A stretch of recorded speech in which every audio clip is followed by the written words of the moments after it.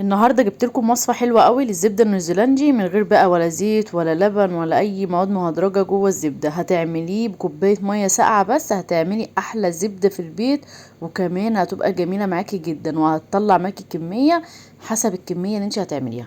دي قشطه بتاعت وش اللبن، انا كنت بحوشها الصراحه وبحطها في الفريزر، واول ما بتتجمع معايا كنت بعمل منها سمنه. فجربت طريقه اللي انا احط عليها كوبايه ميه ساقعه واضربها بالطريقه اللي انتوا شايفينها دي.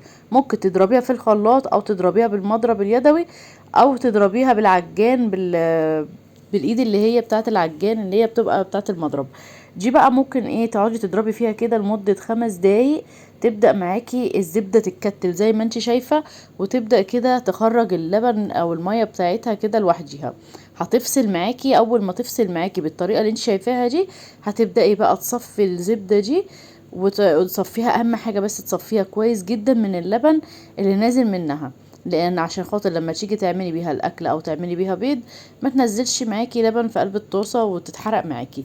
فاهم حاجه، اضغطي عليها كده وانت بتلميها من البوله ونزلي منها اللبن بتاعها خالص. هجيب بقى اي حاجه عندك او كيس من غير علبه، ممكن تحطي فيه الزبده وتظبطيها كده تسويها وتدخليها التلاجة، وسيبيها بقى في التلاجة لما تحبي تستعمليها هتطلع معاكي جميلة. المية اللي اتخرجت من الزبدة ديت هشيلها اعمل بيها معجنات او قرص. طبعا الزبدة بقى النيوزيلندي الاصلي، ولا بقى مواد مهدرجة جواها ولا اي حاجة، هتطلعي الزبدة على ايدك في البيت واحلى من الجاهزة من بره. ويلا لايك وشير لو عجبك.